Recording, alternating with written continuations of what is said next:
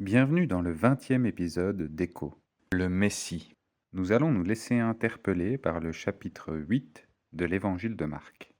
Ces jours-là, une foule nombreuse s'était réunie et n'avait pas de quoi manger. Jésus appela ses disciples et leur dit : « Je suis rempli de compassion pour cette foule, car voilà 3 jours qu'ils sont près de moi, et ils n'ont rien à manger. Si je les renvoie chez eux à jeun, les forces leur manqueront en chemin, car quelques-uns d'entre eux sont venus de loin. » Encore une fois, Jésus se retrouve face à une foule qui a soif d'entendre ses enseignements, qui a soif d'être dans sa présence, qui a soif de miracles et de guérisons.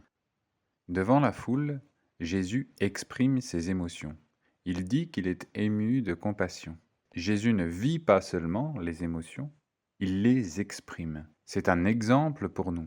La maîtrise de soi n'est pas la non-expression des émotions, mais bien au contraire, c'est ressentir et exprimer des émotions sainement. On voit que Jésus n'est pas simplement un politicien venu convaincre, mais il se soucie des gens qui viennent l'écouter. En particulier ici de leurs besoins physiologiques, puisqu'il risque d'avoir faim sur le chemin de retour. Malgré la foule qui est devant lui, il connaît parfaitement la composition de la foule, puisqu'il sait que certaines personnes viennent de très loin. Jésus se soucie de la foule. Jésus se soucie de nous. Ses disciples lui répondirent : « Comment pourrait-on leur donner assez de pain à manger ici, dans un endroit désert ?» Dans l'évangile de Marc, c'est la 2e fois qu'un épisode de ce type est relaté. Plus tôt, dans le chapitre 6 de l'évangile de Marc, Jésus s'est retrouvé devant une foule qui écoutait ses enseignements et qui était affamée, et miraculeusement, il a nourri 5000 hommes. On peut s'interroger sur ce que pensent les disciples au moment où ils posent cette question.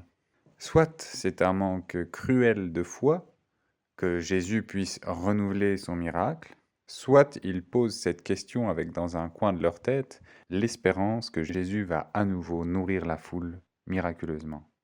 On peut pencher plutôt pour cette 2e interprétation puisqu'à la suite, au verset 5, il est écrit : « Jésus leur demanda : Combien avez-vous de pain ? 7, répondirent-ils. Alors il fit asseoir la foule par terre, prit les 7 pains, et, après avoir remercié Dieu, il les rompit, et les donna à ses disciples pour les distribuer. Et ils les distribuèrent à la foule. Ils avaient encore quelques petits poissons. Jésus les bénit, et les fit aussi distribuer. Ils mangèrent et furent rassasiés. Et l'on emporta 7 corbeilles, pleines des morceaux qui restaient. Ceux qui mangèrent étaient environ 4000. Ensuite, Jésus les renvoya. Aussitôt, il monta dans la barque avec ses disciples et se rendit dans la région de Dalmanuta. Dans cette description des événements, les disciples n'argumentent pas avec Jésus. Dans le chapitre 6, quand il y avait une foule à nourrir, il lui disait : mais que doit-on faire ? Doit-on aller en ville avec de l'argent pour acheter du pain ? Ici, au contraire, il s'exécute.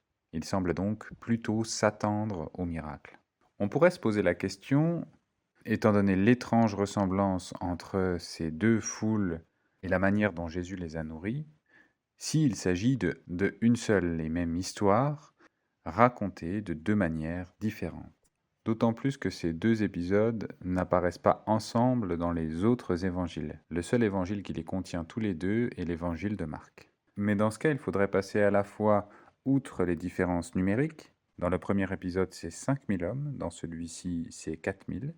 Le nombre de corbeilles qu'il reste est 12 dans le cas des 5000 hommes, et 7 dans le cas des 4000 hommes. Rappelons que ces nombres ont une symbolique forte. Le 12 est une symbolique liée au peuple d'Israël, et notamment ses 12 tribus, et le 7 est lié à la divinité de Dieu, comme pour les 7 jours de la création. Mais il faudrait aussi passer outre la différence de réaction des disciples, qui sont plus insistants lors de la première fois, et surtout la différence de finalité. Bien que dans les 2 cas, Jésus s'en aille sur une barque, il ne se rend pas à la même destination. Dans le premier cas, il se rend vers Bethsaïda, alors qu'ici, il se rend dans la région de Dalmanuta. Tout cela est plutôt en faveur de 2 événements distincts et ressemblants, qui ne sont pas tous les 2 en même temps présents dans les autres évangiles. Matthieu et Jean parlent de l'épisode des 5000 hommes, tandis que l'évangile de Luc parle seulement de l'épisode de 4000 hommes. Pourquoi ? Eh bien, probablement parce que Matthieu, Luc et Jean, ou les auteurs qu'on associe à ces évangiles, n'ont pas choisi de raconter ces 2 épisodes tant la ressemblance était marquante. Alors pourquoi Marc s'est-il embêté à relater ces deux événements? Eh bien, c'est parce que dans la suite de ce chapitre, Jésus donne un enseignement dans lequel il fait référence explicitement à ces deux événements. Cet enseignement en particulier n'est présent que dans l'évangile de Marc. Tout cela tend plutôt en faveur de l'existence historique de ces deux événements. Continuons au verset 11. Les pharisiens arrivèrent, se mirent à discuter avec Jésus, et, pour le mettre à l'épreuve, lui demandèrent un signe venant du ciel. Jésus soupira profondément dans son esprit et dit, « Pourquoi cette génération demande-t-elle un signe? Je vous le dis en vérité, il ne sera pas donné de signe à cette génération. » Puis il quitta et remonta dans la barque pour passer sur l'autre rive. Ici, on peut clairement sentir une profonde exaspération dans l'attitude et les propos de Jésus. Il est dit qu'il soupira profondément dans son esprit, avant de dire « Mais pourquoi est-ce que vous demandez un signe ?» En réalité, les pharisiens devraient réaliser que le signe est devant eux. D'une certaine manière, si Jésus n'est pas un signe, qu'attendent-ils de plus? Il ne peut pas leur être donné de signe plus fort que la présence de Jésus-Christ. Donc il conclut qu'il n'y aura pas de signe donné à cette génération. Sous-entendu, cette génération de pharisiens incrédules. Et c'est une leçon. Face à l'incrédulité, Jésus ne prouve pas par A plus B, mais dit en quelque sorte, si vous ne voyez pas l'évidence devant vos yeux, eh bien aucune preuve ne permettra de vous faire rentrer dans la foi. Il est parfois vain de discourir pendant des heures pour prouver l'existence de Dieu à des personnes dont le cœur est gangréné par l'incrédulité. On voit ici que Jésus lui-même passe son chemin. Quand on est face à la merveilleuse harmonie et complexité de l'univers, de toute la création, du monde qui nous entoure, de l'être humain, de ce qu'est la conscience, l'âme, l'esprit, de la nature de l'amour et de sa puissance, lorsqu'on est face à toutes ces choses et qu'on demande encore une preuve de l'existence d'un Dieu créateur, il se peut que notre incrédulité nous rende aveugles à l'évidence de l'existence de Dieu et de sa présence dans nos vies. Continuons, verset 14. Les disciples avaient oublié de prendre des pains. Ils n'en avaient qu'un seul avec eux dans la barque. Jésus leur fit cette recommandation. Attention, méfiez-vous du levain des pharisiens et du levain d'Hérode. La réaction des disciples ensuite est d'une grande naïveté. Les disciples raisonnaient entre eux et disaient, « C'est parce que nous n'avons pas de pain ?» Ils ne comprennent pas qu'ici Jésus utilise le levain comme une image. Jésus leur apporte cette explication. Jésus, le sachant, leur dit, « Pourquoi raisonnez-vous sur le fait que vous n'avez pas assez de pain? Ne comprenez-vous pas et ne saisissez-vous pas encore? Avez-vous encore le cœur endurci? Vous avez des yeux et vous ne voyez pas. Vous avez des oreilles et vous n'entendez pas. Ne vous rappelez-vous pas quand j'ai rompu les 5 pains pour les 5000 hommes? Combien de paniers pleins de morceaux avez-vous emportés? 12, lui répondirent-ils.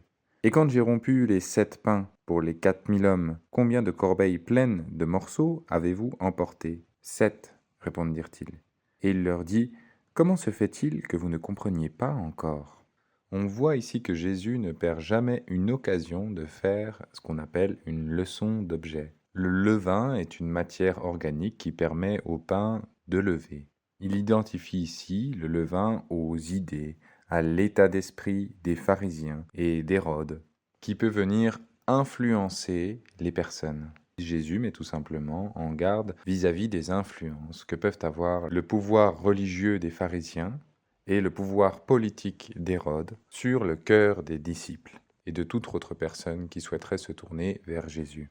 Et encore aujourd'hui, on peut se sentir enflammé par des discours religieux dans un mauvais sens. Et parfois, particulièrement dans les périodes électorales, on peut se sentir enflammé par des discours politiques dans le mauvais sens du terme. Et tout cela peut éloigner notre état d'esprit du cœur de Jésus-Christ. Les disciples très terre à terre ne comprennent pas que Jésus ici est en train de parler d'une manière métaphorique et se disent, mince, nous n'avons plus de pain, nous ne devons pas prendre du pain qui provienne d'Hérode ou des pharisiens en tant que nourriture pour le corps, alors que Jésus fait référence à une nourriture pour l'esprit. Il cite l'Écriture avec le fait qu'ils ont des yeux et ne voient pas, et des oreilles et qu'ils n'entendent pas, parce que le concept de Jésus-Christ, Dieu incarné, pour les amener à une nouvelle naissance, celle de l'esprit, est encore bien loin à ce moment-là de leur compréhension. La façon dont Jésus procède est relativement énigmatique puisqu'il leur demande combien de paniers pleins de pain ils ont emporté dans un premier temps pour les 5000 hommes, c'est-à-dire 12 paniers, et combien pour les 4000 hommes, c'est-à-dire 7. À première vue, ce n'est pas évident de comprendre comment ces nombres de paniers viennent clarifier la métaphore de Jésus à propos des pains et du levain.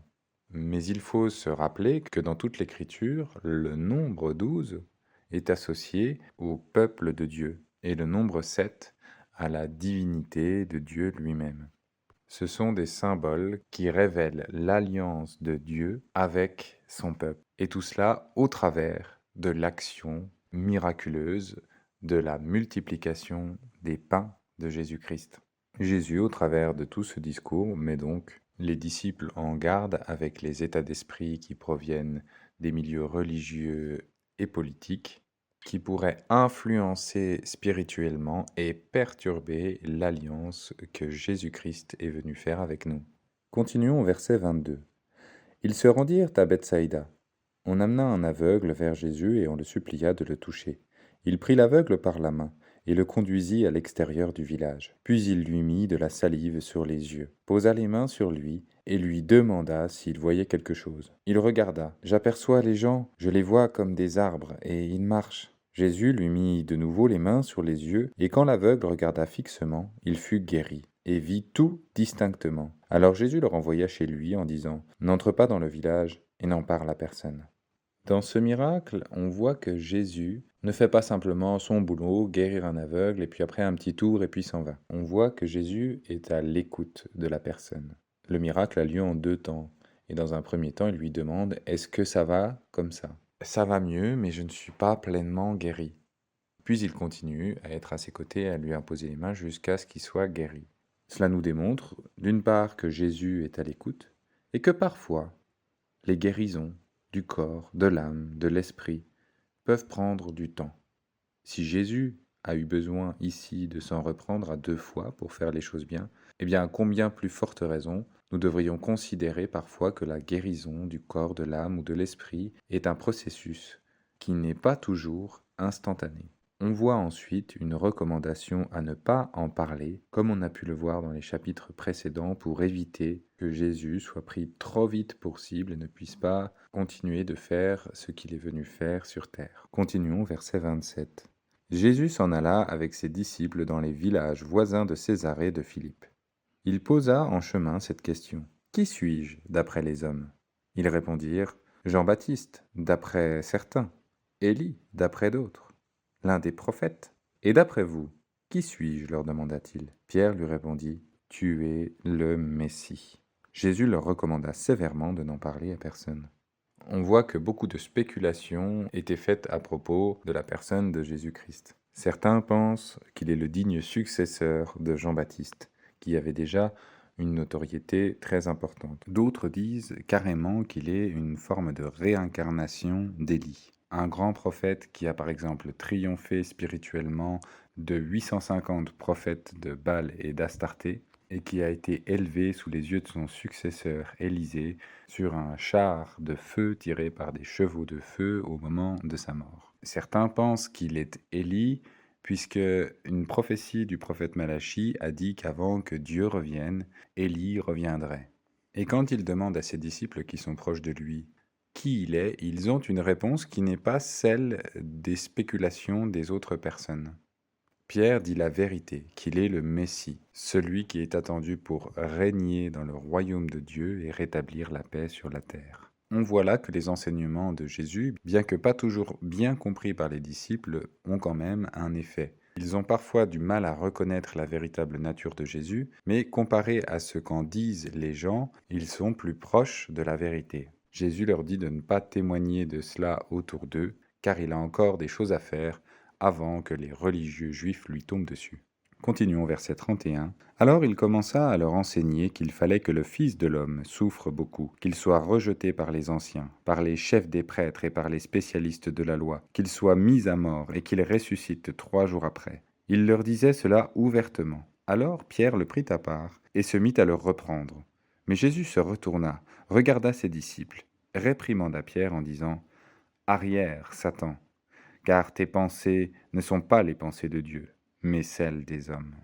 Jésus annonce ce qui va arriver, son obéissance au plan de Dieu qui passe par l'humiliation, la mort et enfin la résurrection.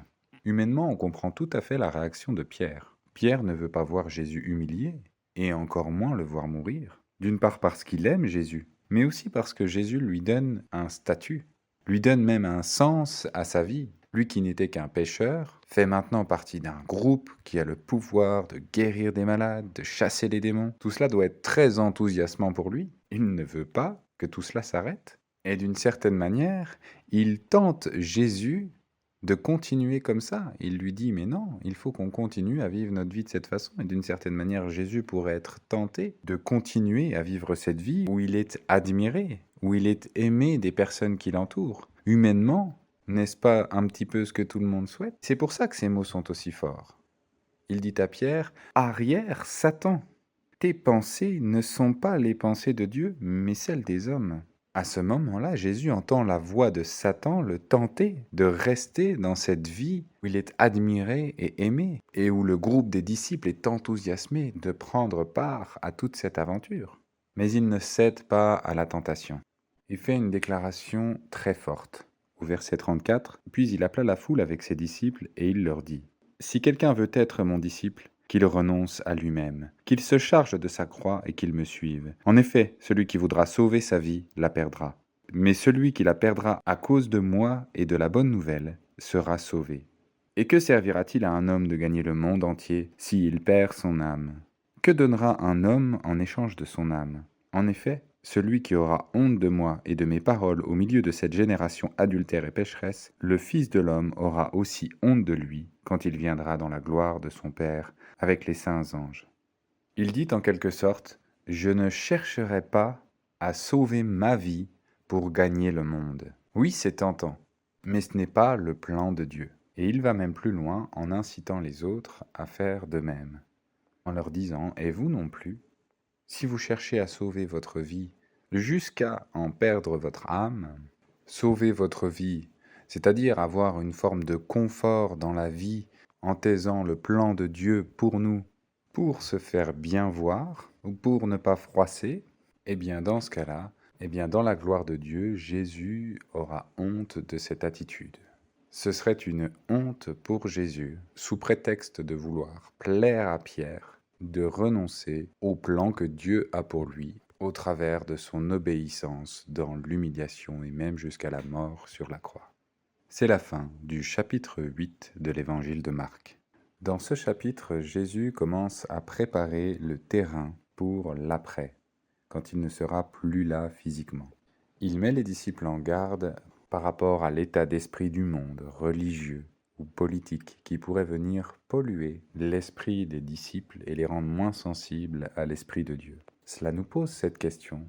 Sommes-nous parfois influencés par des discours qui parfois peuvent provenir d'autorités religieuses qui nous éloigneraient de l'évangile véritable de Christ? Sommes-nous parfois enflammés par tel ou tel discours politique ou philosophique, à un point qui pourrait nous éloigner de l'évangile véritable de Jésus-Christ? Dans ce chapitre, Jésus veut s'assurer que les disciples comprennent bien qui il est. Comprenons-nous bien qui est Jésus, qu'il est le Messie, celui qui est là pour venir apporter la paix sur la terre, et celui qui règne sur le royaume de Dieu. Et par l'annonce de sa mort, la résistance à la tentation de continuer à vivre avec les disciples dans une vie confortable, plein de plaisirs humains, saisissons-nous la force avec laquelle Jésus résiste à cette tentation pour dire que le plus important, c'est le chemin que Dieu a prévu pour nous.